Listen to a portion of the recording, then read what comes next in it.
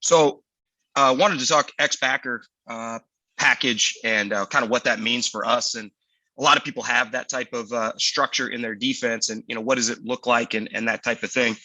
So base 3-4 spacing, and we're thinking about how are we going to build an X-Backer? What does that even mean? An X-Backer to me just means we have a guy who we've made the X. He's a variable. He can move around. He could be anywhere in terms of structurally within the picture.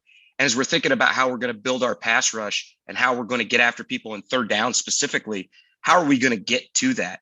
And if you're thinking about a third down pass rush situation, it's like, well, the obvious thing that people will do is that you can slide your defensive front. I mean, you could start your 3-man line and bring one of the 4 backers, right? That's stuff that everybody has in the 3-4. But if you're starting to build some even front pass rush, some base 4-man pass rush with base 4-man pass rush coverages, one of the common pieces is, okay, either we're going to walk the will linebacker up and create that mint style spacing and that type of a picture and let those 4 guys go get into the pass rush, or we could slide the front over and start to build some of the more traditional 4-down spacings where it's like, okay, maybe we've got 2-3 techniques and 2 edge, 5 technique, 9 technique guys that are going to go. And that's great. And we've got that. And I think lots of teams have this type of principle where now you're going to hop in this and you're going to start getting into your 4-man twist games and your 4-man pass rush. And that's great when the guys are the right guys for that. But what do we do with a couple of pieces? One, maybe we don't like from a game plan perspective what they do against even front spacing in their pass pro, and we're not thrilled with that look, and we'd like to stay odd front spacing if we can. 2, what if our people, the guys we've got in our particular defensive unit, are not great at lining up in the 4-down spacing and just getting off the ball and being a traditional 4-man pass rush? That can be problematic. We always talk about if you have a square peg, find a square hole. This might not be the right piece for the guys that we've got. So if that's not working, how can we build some other 4-man pass rush stuff? And X-Backer has been a way that we've been able to do that. So as we start off, what we do is we just declare one of these backers as the X-Backer. So in the first example, we'll just talk about declaring the will linebacker as the X-Backer. All we're going to do is put him in the middle, line up in a 5-0-5, and say, okay, in this particular concept, and for us, we use the terms, we use beers. So Budweiser, right? The will backer is the X-Backer guy, okay? And what he can do now is he can enter the pass rush anywhere. And one of the advantages that gives us is if we go back to our 4-man spacing where that will backer is to the weak side or he's to the boundary, now all of a sudden he goes to get off the ball, they can use that tight end to chip him and get before he gets out in a route. They can use the running back to get up and block and get a piece of him in the different chip and nudge protections so that they can neutralize our best pass rusher. And that's obviously a challenge. The other piece is that will is constantly rushing an offensive tackle, and he might be their best offensive lineman. Well, if we move him back to this X-Backer world, now a couple of advantages we've created for ourselves. First is that will backer can now insert anywhere. He could walk up and come over here and get into the world of, hey, I'm going to come over and still show back where I was originally, but now we've avoided them maybe setting those chip and nudge protections to him. We could go up and attack a guard. We could go up and attack the guard to the field or the tackle to the field and get edge presence from this will backer, who's the X-Backer now in this particular spacing. The other thing that teams don't expect is 3-4 defenses don't normally group the 2 outside backers together. And this also lets us build just about any construction that we want when all of a sudden we break the normal alignment rules for that will and move him to this X alignment where he could be anywhere that we want. The other piece that this helps with in terms of creating these twist games is that now, as we have an odd spacing, we're going to get odd protections. We break them down and we're looking at what they do against odd fronts. We may be able to get them into a certain big on big protection. We may be able to avoid the usage of the back as part of the pro, because you might get some stuff where the Y's flexed out here. And now we're able to say, okay, if we attack that center with the nose and then run twist game over here, we're able to get that center occupied and he can't ever participate to the side of the twist. So now we don't get the dreaded, we've got a great twist game on and it worked well, but now all of a sudden the center got involved as part of the pass set and he's now helping pick up the twist game. It also helps us just be able to use a guy off the ball who has a linebacker maybe more adept at the whole idea of I'm going to pressure from off the ball and I need some momentum to help get my pass rush because object in motion stays in motion. Force equals mass times acceleration. Sometimes these dudes need to be on the move and be kinetic in order to be successful in their pass rush. They're not as good as just being at the line of scrimmage.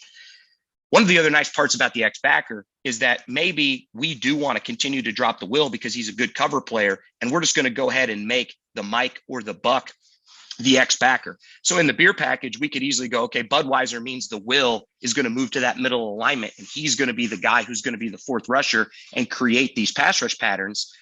If we go Miller, maybe we're just going to use the Mike instead. And now he's the guy who can walk up and create these different pass rushes in all these different locations. Maybe we're going to use Bush, right? If you ever work in Nebraska, they love them some Bush Light in Nebraska. Maybe the Buck backer is going to be that fourth rusher and he's going to move around, right? So those are easy ways to create the fourth backer rush. And we'll get into what the specifics of some of our four backer rush stuff looks like here in a second. But this is just kind of the conceptual, structural stuff of why we're doing what we're doing. The other piece I love about this is it ports over to other personnel groupings. Maybe you're in a 3-4 and this is actually a dime and you want to use that dime in coverage and you want one of these backers to do it. Well, you can already build a structure that says, okay, the X backer doesn't have to be the Will. It could be the Mike. It could be the Buck. It could be another guy so that the coverage players can stay in coverage, which is obviously very helpful. The other piece that can be really good when you're thinking about this as well is if you want the X backer to be somebody like the anchor, for example, we could put the anchor back with another word, right? And get him involved and let that Will be up on the line because maybe the Will is a really twitchy get off guy and he's good at getting in that extended stance and just getting off the ball. So we're going to keep him up there and let him do that. And we're going to let that anchor slide off the ball and move around and be a bigger body that's attacking. Or maybe he is a smaller guy and you want to use him, but maybe it's a guy like the rush in our particular scenario. And he's more of a guy that's versatile and the anchor is going to go play on the edge. Again, we can build this with just another word. So we add another word to the beer package, pick another name, and all of a sudden we've got more structural stuff that we can build.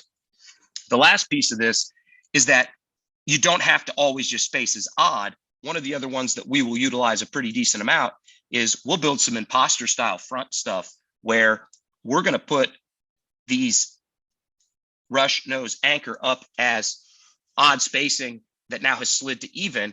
The Mike is up on the line as an imposter. It looks like he's going to be part of the 4-man pass rush. And we still have that Will backer as a rusher. We called this particular front Modelo last year. Mike's up on the line.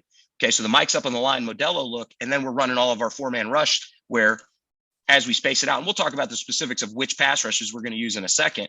But here's our Modelo, and all of a sudden the Mike's going as the imposter and going to drop out into coverage. The Will's going as the fourth rusher. Again, he was our X backer in Modelo, just like he is in Budweiser and Bud, right? So we just slid the front over and created even spacing because our game plan dictated, hey, even spacing is better for us for manipulating the pass pro. We really like the idea here of getting into that look.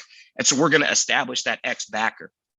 But before we jump into all the specifics, I just want to talk about a couple of other, the other looks that you might get to that can, where this can be really useful. You might be a team that lives in the 3-3 stack and you want to do it.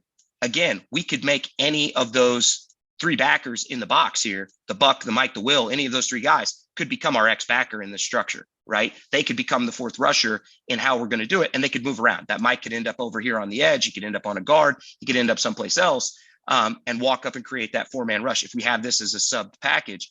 But the beautiful part too is if you go to the 3 high deal and you want to get into some of this 3 high, you're running all your 3 high pieces. And it's like, okay, well, we've got all the 3 high stuff, but then now we can also make one of those guys the X backer.